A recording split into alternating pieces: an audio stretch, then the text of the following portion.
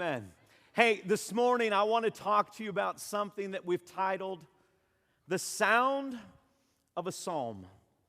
The Sound of a Psalm. Do you know, there was a study that was done in Brown University. And the study was done on sound and silence. And here was the conclusion. The conclusion was that true silence or absolute silence doesn't exist.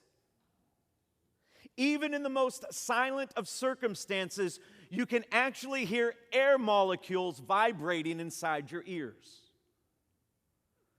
You're thinking, where's he going with this? I'm going somewhere with this, believe it or not.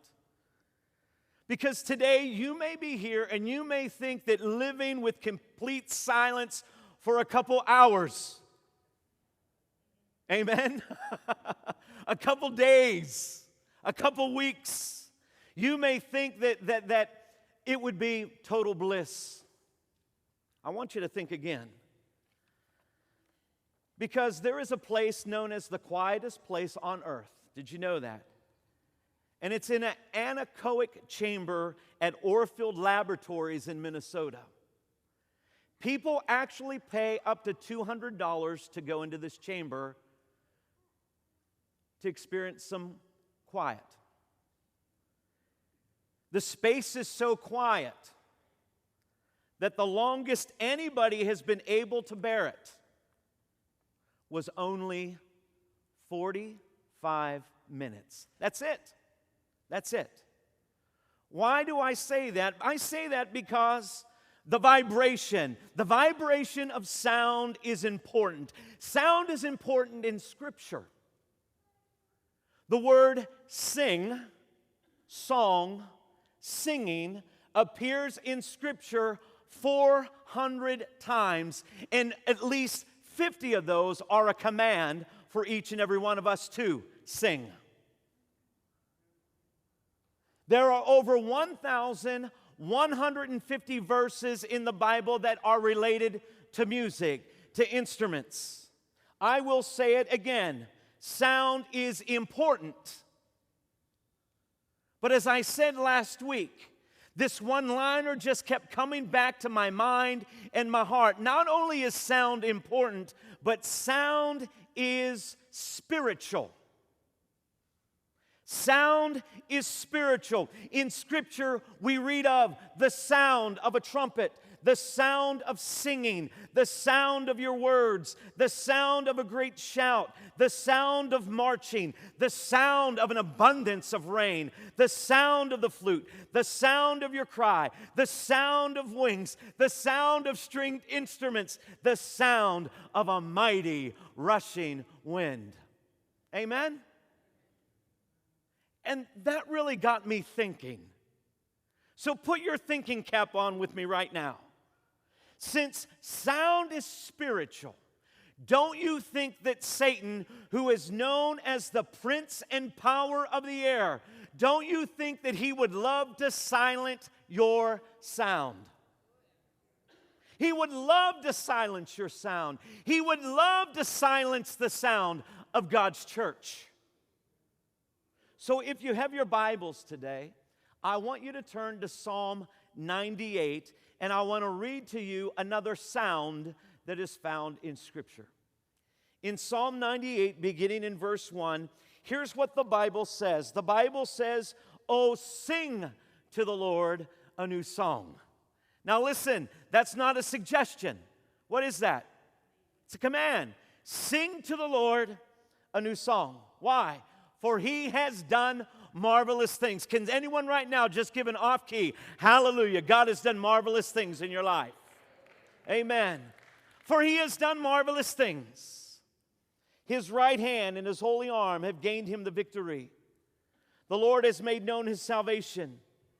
His righteousness He has revealed in the sight of the nations. He has remembered His mercy and His faithfulness to the house of Israel. All the ends of the earth has seen the salvation of our God. Shout joyfully to the Lord, all the earth.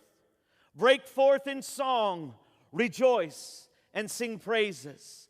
Sing to the Lord with the harp and the sound of a psalm, with trumpets and the sound of a horn, shout joyfully before the Lord the King. I want you to know, I read that and I couldn't get the phrase, the sound of a psalm, out of my mind, out of my heart. And I asked myself, what is the sound of a psalm? I think that's a great question. Maybe some of the versions of the Bible that you have answer it. But the sound of the psalm in original Hebrew means this. It is voice of a melody. Sound of a psalm is voice of a melody. Did you know that a melody has a voice? Am I confusing you? A melody has a voice. So what does that mean? That means the melody of your life has a voice. The melody of your life has a voice. So your sound, your voice, your psalm, your melody is important. The sound of God's church, the sound of her voice, the sound of her psalm, the sound of her melody is important in the hour in which we are living. And I'll say it again, Satan would love to silence the sound of your psalm. He would. Sound is spiritual. Sound is important. As a matter of fact, in Ephesians chapter 5, verse 19, Paul encouraged the church that when you get together, what should you do? He said, speaking to one another in psalms and hymns and spiritual songs, singing and making melody in your heart to the Lord. The sound of a psalm, again, is a melody, the voice of a melody. So the melody of your life has a voice. So when you get together, you make a melody together, a good melody together. Amen? Paul goes on and tells the church in Colossians chapter 3, verse 16, he says, let the word of Christ dwell in you richly in all wisdom, teaching and admonishing one another in psalms and hymns and spiritual songs, singing with grace in your hearts to the Lord. I'll say it again. Sound is spiritual. Sound is important. The sound of your psalm in this day and in this age is critical. Amen? So since I said all this, I thought, you know what? It did not surprise me when I found that the very first reference to the word sound is attributed to God. Now, yes, you may say, well, I know that during the creation story we read, and God said. Yeah, He spoke. That is a sound. But the word sound is attributed in Genesis chapter 3 and verse 8, the very first time the word sound is found in the Bible. And it's already after Adam and Eve had eaten of the forbidden fruit. And they went and they hid themselves because they knew what they did was wrong.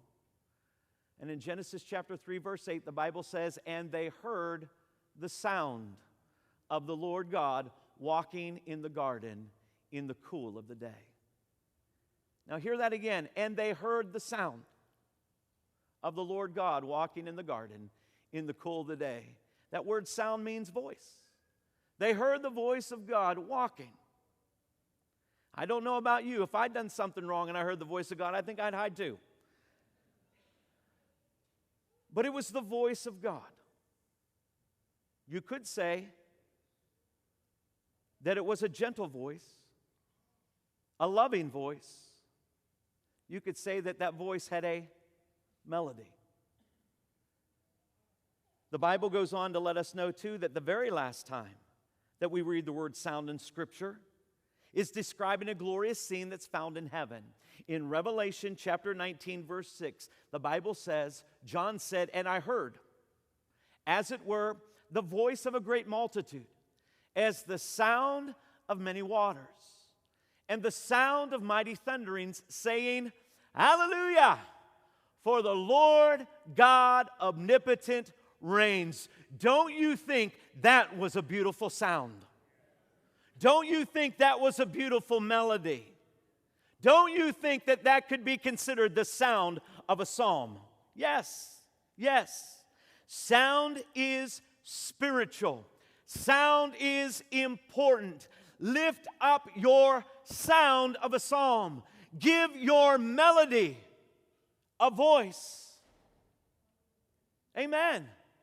Give your melody a voice. But there was something that I noticed. If you take the time to read through the book of Psalm, you will understand something. And here's what you'll notice. Not every psalm started on the mountaintop. Not every psalm started as a high note. Amen? You need to hear this today. Some psalms started in the valley. Some psalms began with a question, with a frustration, with a doubt, with a fear, with a defeat. But nonetheless, each and every one was a sound of a psalm. Amen? Do you agree with that? Are you still with me? Yet, listen, every question, every frustration, every doubt, every fear, every defeat was aimed in the right direction. It was aimed to the throne room, the very presence and the very participation of God. Do you get that? I will say this. I know this, and I can't speak for anyone but me. When I get into the presence of God, my attitude changes. When I get into the presence of Almighty God, my mind, my thoughts change. When I get into the presence of God, my heart changes. When I get into the presence of God, my emotions change. When I get into the presence of God, my voice, my words change. My sound changes. The melody of my life changes. Amen? I'll say it again. Help me out. Sound is? That's great. Wonderful. Sound is? Spiritual. Sound is important. So lift up your sound of a psalm. Give your melody a voice. No matter what it sounds like. And it doesn't always have to be on key. Nudge your neighbor and say, I think he's talking to you right now. It doesn't always have to be on key. It doesn't always have to sound just right. But when you aim it with the right attitude, in the right direction, your psalm will always sound like a melody to Him. Amen? Because you may be here this morning, and you may feel like one of the 10 lepers. You may feel like you're all alone. You may feel like no one understands what you're going through. You may feel like an outcast today. You may feel misunderstood. You may feel far away from God. I want to encourage you today, lift up your sound of a song. Give melody to your voice. If you have a Bible, I want you to turn to Luke 17. I want to read it. The Bible says, beginning in verse 11, it says, Now it happened, as he went to Jerusalem, that he passed through the midst of Samaria and Galilee. Then as he entered a certain village, there met him 10 men who were lepers. We know this. We don't need to go into detail. But it was a disease that caused men and women to be total outcasts in their community. They could no longer have touch with their family, communication. They all had to be together in one place. And when they walked the streets, they had to yell, unclean, unclean, unclean. Right? There were 10 of them. And they stood afar off. So you could say that they were far away from Jesus at this moment, right? And when they knew he was there, the Bible says they what? They lifted up their voices. They gave a sound to their psalm. And here's what they said. Jesus, Master, have mercy on us. So when he saw them, he said to them, Go, show yourselves to the priests. And so it was that as they went, they were cleansed. I will say it again. They lifted up their voices. They proclaimed the sound of a psalm. They gave melody to their voice. And what did they say? They said, Jesus, Master, have mercy on us. They pointed their psalm in the right attitude, with the right direction, in the right direction. And to Jesus, their cry, the sound of their psalm was a melody to his ears. And what did he do? He heard them and he healed them. Once again, you may feel like one of the lepers today. There is nothing wrong with lifting up your voice and saying, Jesus, Master, have mercy on me. Do you not see what I'm going through? And yes, he does. Jesus, I need you. I can't do this without you. I don't want to do this without you. You pointed in the right direction. It doesn't have to be on key. It doesn't have to sound just right. But as I give melody or voice to my melody, and I give melody to my voice, I give the sound of a psalm, God hears. Why? Because sound is spiritual. Sound is important. Church, we need to lift up the sound of a psalm. We need to give melody to our voice, no matter what it sounds like to you. Because when you aim it in the right attitude, with the right attitude, in the right direction, your psalm will always sound like a melody to him. Amen? Today you may feel like Bartimaeus, blind man Bartimaeus. And your world, our world, has been telling us to be quiet. You may go on your job, and on your job they may be telling you to keep the noise down. As you go back to school in just a few weeks, maybe your school will try to silence your voice for Jesus. You lift up the sound of a psalm. You lift up the sound of a psalm. In Luke 18, beginning in verse 35, the Bible says, "Then it happened, as he was coming near Jericho, that a certain blind man sat by the road begging. And hearing a multitude passing by, he asked what it meant." I love that. He heard it. He heard the commotion. So they told him that Jesus of Nazareth was passing by. So what did he do? The Bible says he cried out. He lifted up the sound of a psalm. And here's what he said: "Jesus, Son of David, have mercy on me." Then those who went before warned him that he should what? Be quiet. Shh, hush. But what did he do? He cried out all the more, "Son of David, have mercy on me." So Jesus stood still and commanded him to be brought to him. And when he had come near, he asked him, saying, "What do you want me to do for you?" He said, "Lord, that I may receive my sight." Then Jesus said to him, "Receive your sight. Your faith has made you well." And what?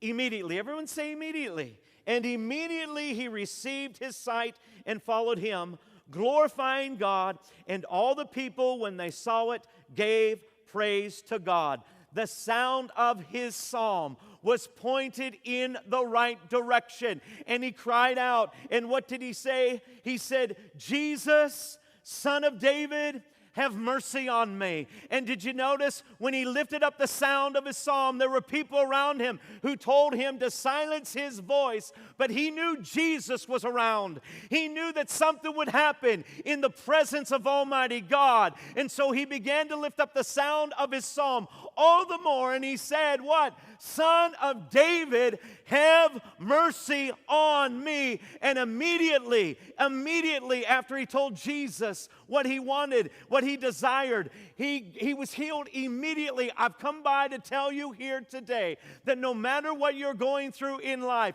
when you lift up the sound of your psalm, you point it in the right direction, and it doesn't matter what it sounds like. God will heal you, or God will hear you, and God will answer your heart's cry. I believe that with all my heart. I believe that with all my heart.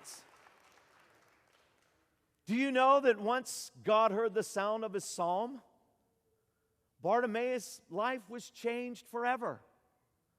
The Bible says after he received his sight, what did he start doing? He glorified God and he followed him. And I love that, but what happened and how it happened not only impacted his life, but it touched the lives of all of those who were around him. Because the Bible goes on to say what? Says what? I lost my place in my notes. Maybe that's okay.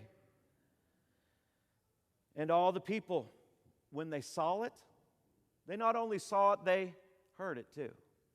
What did they do? They gave praise to God.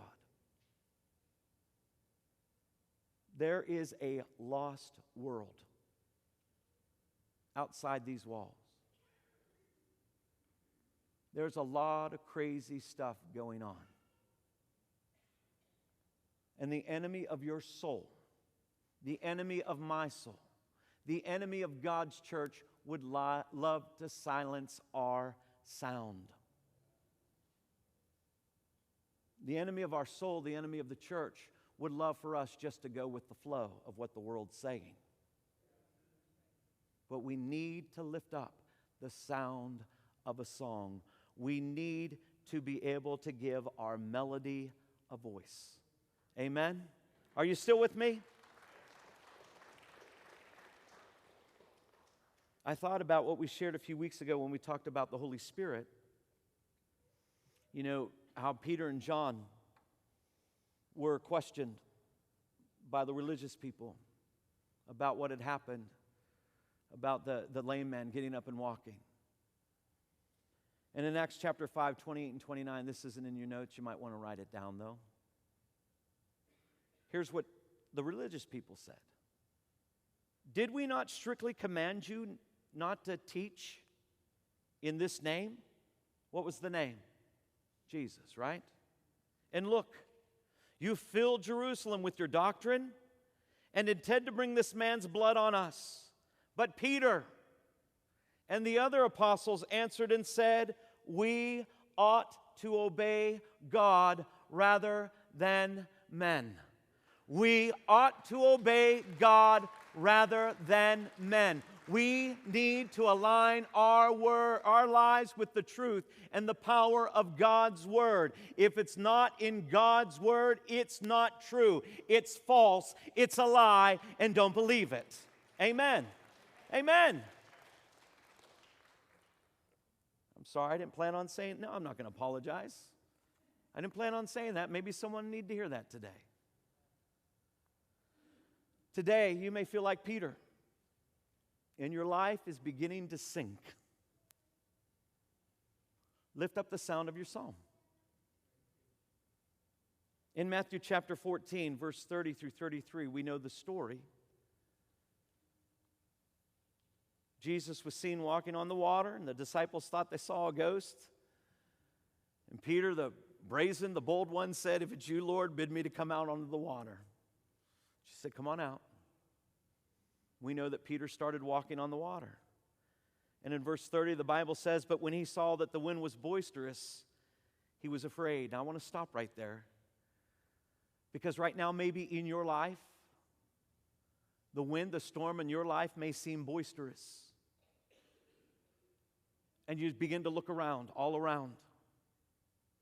It's so easy to become afraid, isn't it? It's so easy to begin to be frustrated, to question, to doubt. The Bible says, but when he saw that the wind was boisterous, he was afraid and what? Beginning to sink. I love that. I know you've heard that said before, but I'm going to ask, how do you begin to sink? All I know is that when I go into the water, I'm not like a bobber. I go straight to the bottom. But he was beginning to sink. And it was at that moment he cried out. It was the sound of a psalm. It wasn't on key. It didn't sound completely right. But he cried out saying, Lord, save me. Lord, save me. And immediately Jesus stretched out his hand and caught him and said to him, Oh, you of little faith, why did you doubt? And when they got into the boat, the wind ceased.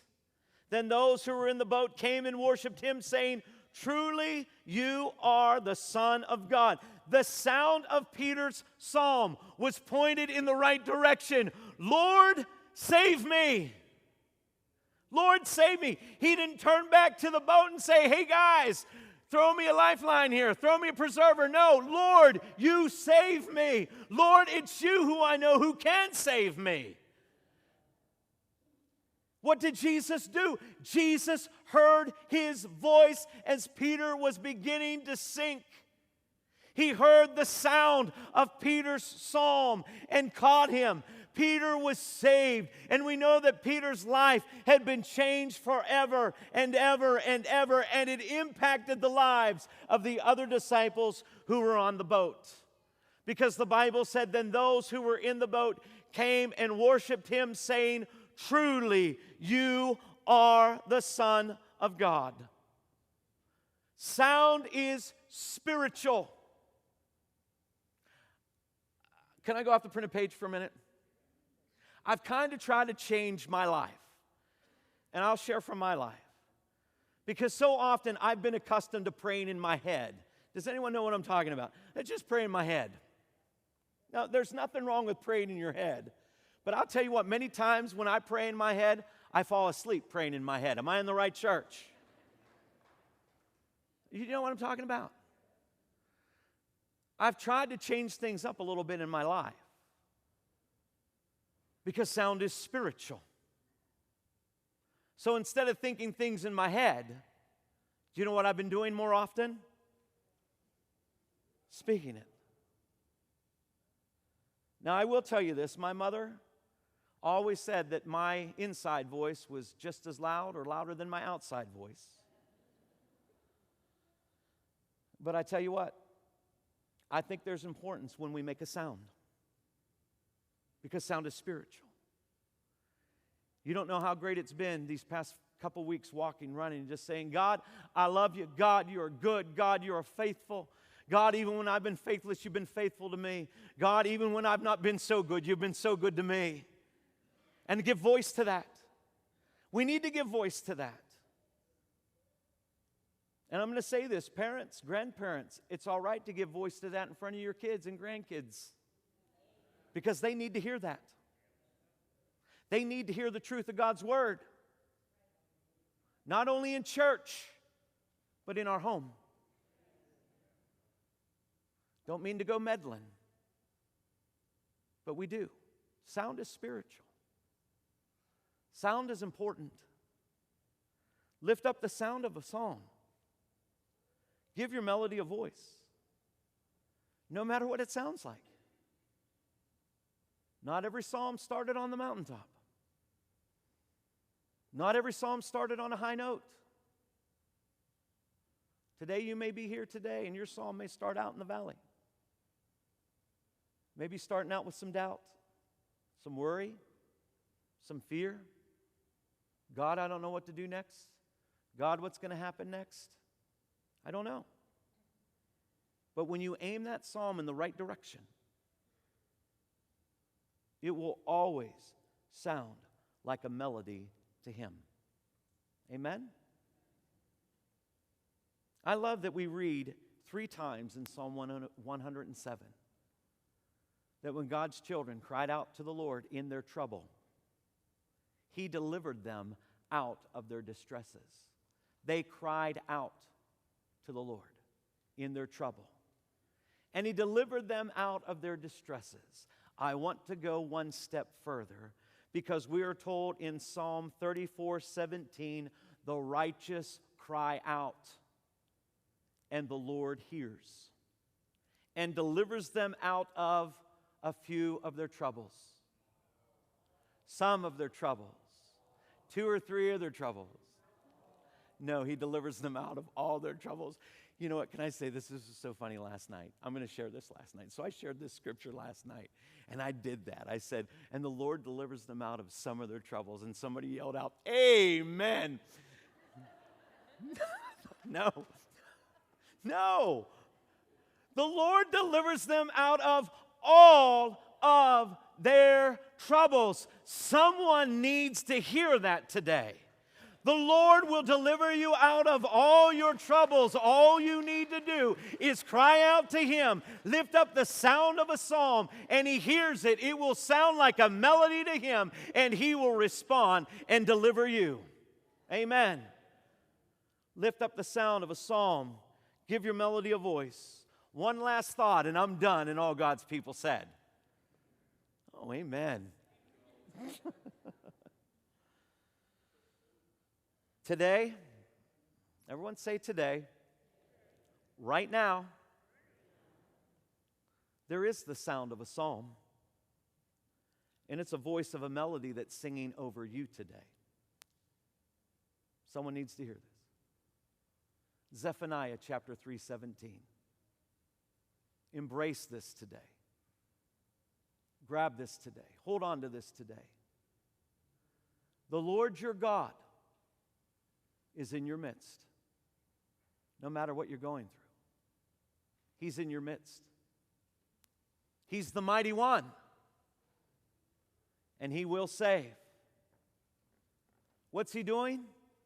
He will rejoice over you with gladness. Think about that right now. Some of you who are down on yourself, He will rejoice over you with gladness. He will quiet you with His love. He will rejoice over you with singing. I love that. You need to hear this, and I need to hear this.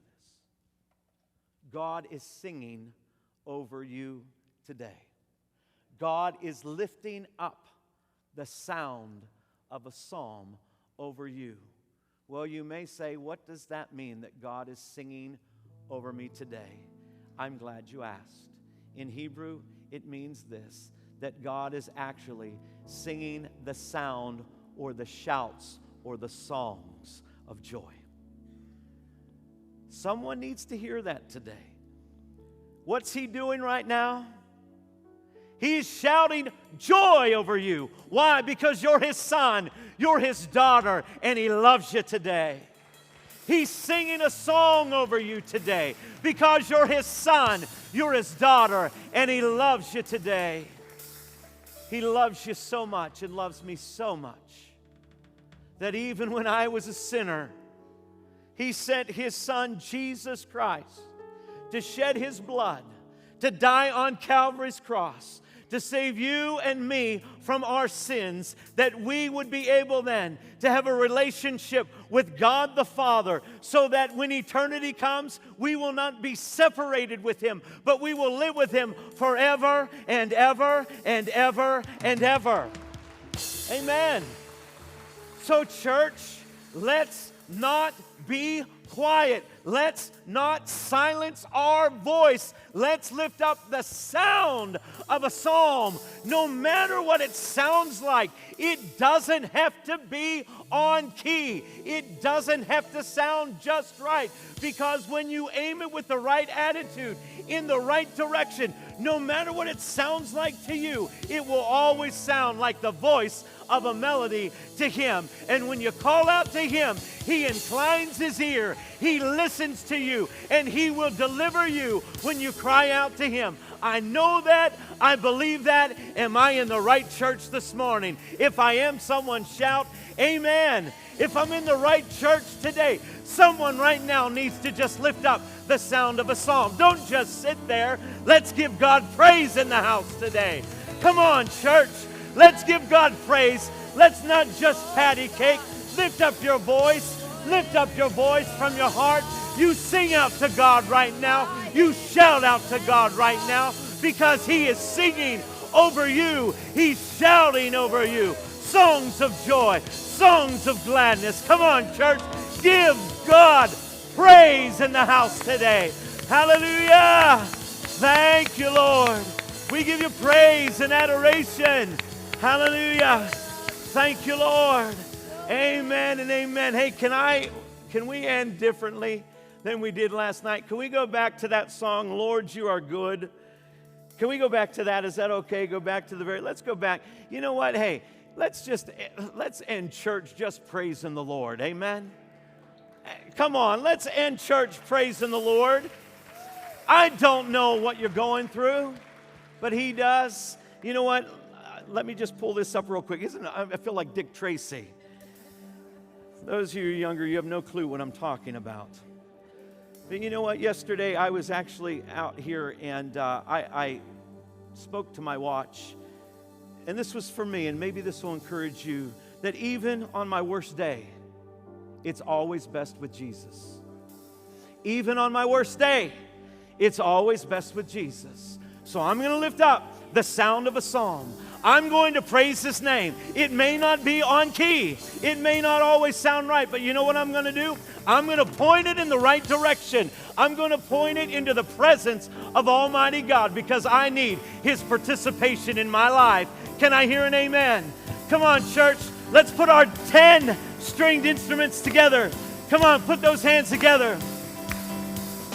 Lord, You are good and Your mercy endureth forever. Lord, You are good. Lord, You are good and Your mercy endureth forever. People from every nation and tongue, from generation. Come on, we worship You. Worship You. Hallelujah, hallelujah. We worship You for who You are. We worship You. We worship. Hallelujah, hallelujah, hallelujah. We worship You for who You are. For who You are. Lord, You are good. Lord, You are good, and Your mercy endureth forever. Come on, I know you can do better than that. Lord, You are good, and Your mercy endureth forever. Lord, I lift my voice to You.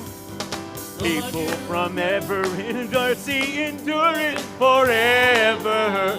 I'll just go anywhere with this song. Lord, You are good, and Your mercy. Can anyone say that today? Amen. His mercy is great. People from every nation and tongue, from generation to generation, we worship You. Hallelujah, hallelujah, hallelujah. We worship You for who You are. We worship You and we worship You. Hallelujah, hallelujah, hallelujah. We worship You for who You are. You are good. Come on. Yes, You are. Yes, You are. Yes, You are. So good, so good. Yes, You are. Yes, You are. Yes, You are. Come on, declare it, shout it out. You are good. All the time, all the time. Come on, lift your voice, declare it. You are good all the time, all the time. Who believes it? Who believes it? You are good all the time, all the time. You are good, You are good all the time, all the time. You are good. Lord, You're good. Lord, You are good, and Your mercy endureth forever. Lord, You are good. Lord, You are good, and Your Mercy endureth forever. every nation and tongue, from generation to generation, we worship. Hallelujah, hallelujah, hallelujah. We worship you for who you are. One more time.